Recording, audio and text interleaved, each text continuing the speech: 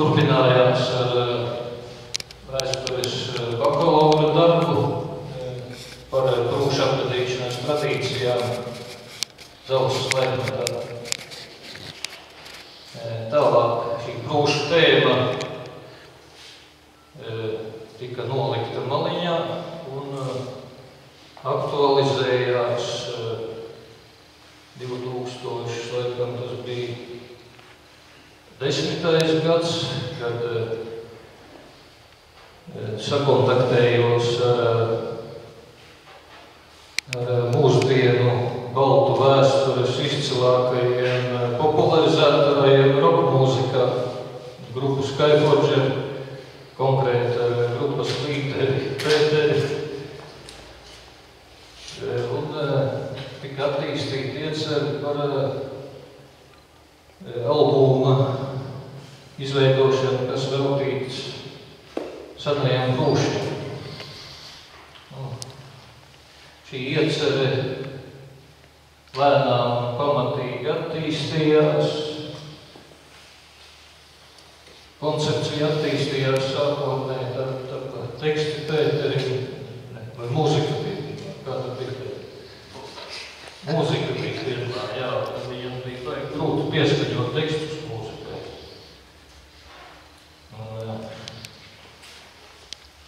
Albums, Skyforger albums saklausīja, dienas gaismu ieraudzīja precīzi pirms gada. Varbūt ne gluži šī dienā, bet plus mīnus kādas 2-3 dienas. Precīzi šī laikā. Un ar šo albumu, šo mūziku Skyforger iepazīstinājuši ne tikai Latvijas auditoriju, bet ļoti intensīvu Latvijas vēstures, baltu vēstures, pareizāk sakot, baltu vēstures, latviešu smagās mūzikas misionāru darbību veids arī ārzemēs. Vīri nesen pagājušajā nedēļā atgriezās no plašākas koncertūras. Polija, kas valdīja Čehiju. Viss kaut kāds pa Eiropu. Centrāla Eiropa. Beidzās Vācijā šī tūra. Tagad es gribētu aicināt gan Pēteri, gan citus Skyforger biedrus, kas ir klāt. Nāk priekšā. Es vienīgais, ja. Tā Valdes, lai nāk biedros, Valdes bērns. Ir viens no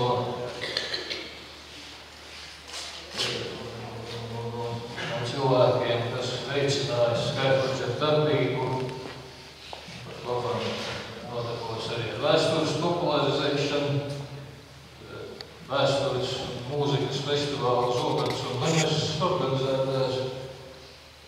Pēter, varbūt varētu pastāstīt kaut ko vairāk par to, kā šis albums tapa, kā tev radās šī iecere. Liekas, mēs pat savā starpā neesam pārunājuši to, kā šīs ieceres radās. Labdien! Kāds draugs man, es atceros, iedeva āgra e-mailu, un es domāju, ka būs vērts uzrakstīt. Un kaut kā tā saraksts sākās, sākumā to nebija tā nopietni domājis, bet izrādījās, ka Dāgris tomēr ir par šo tēmu interesējies dziļi un sen.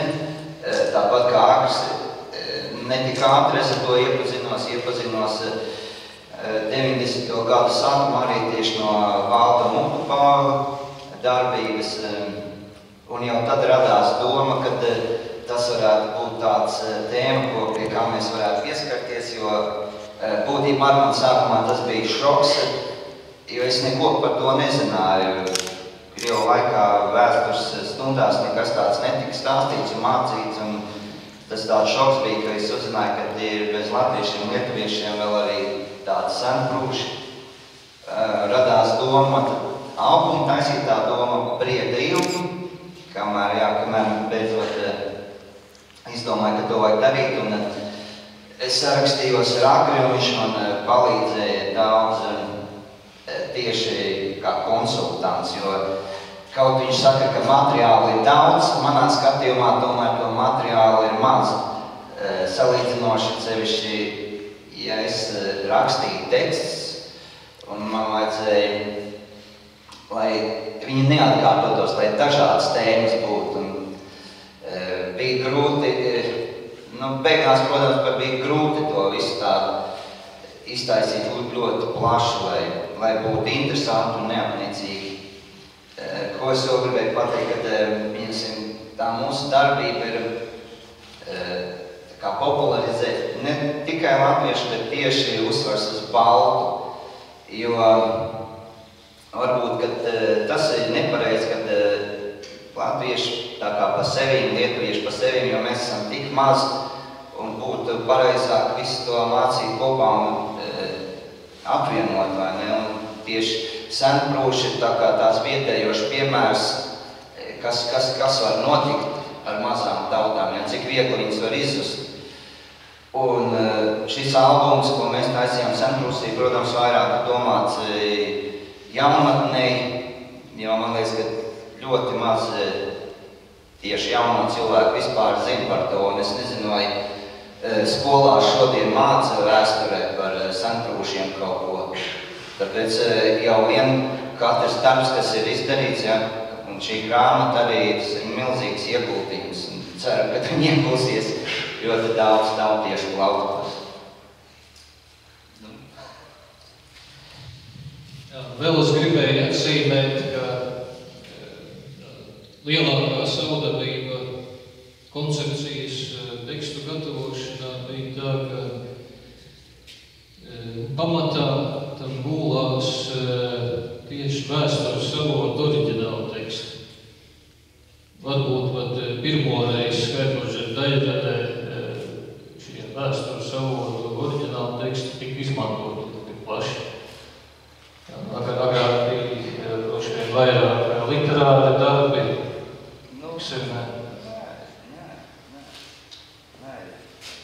arī studijas.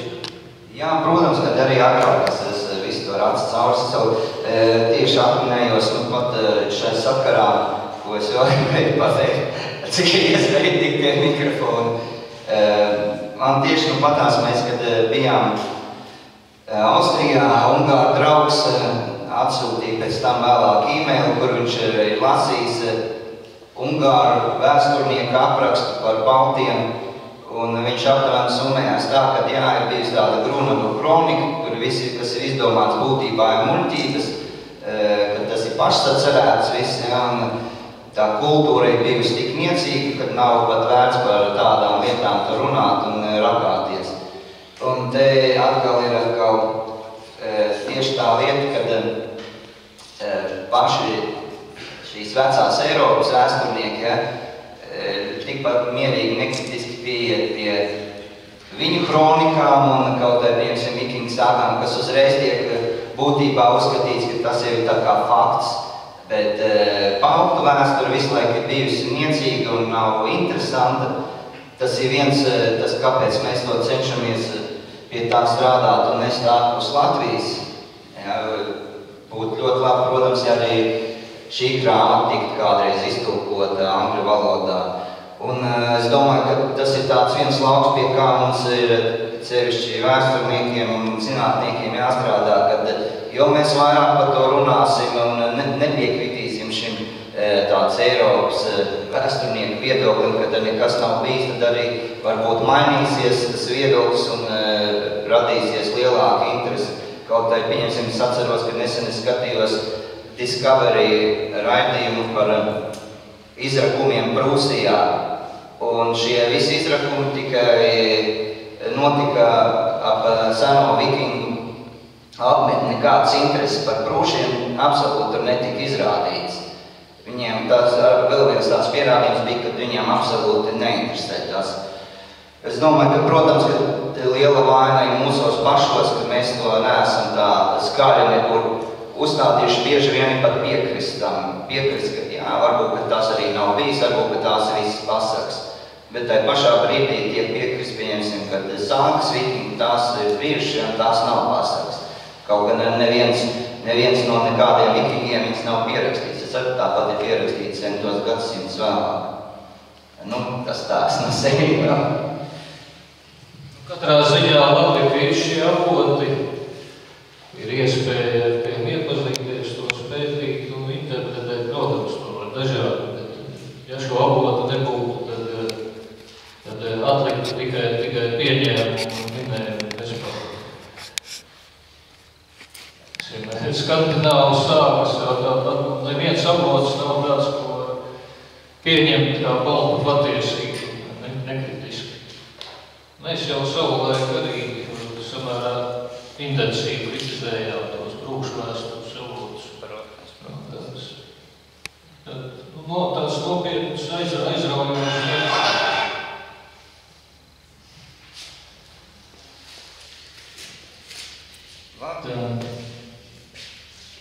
Valda varbūt tev kaut kas piebilstams.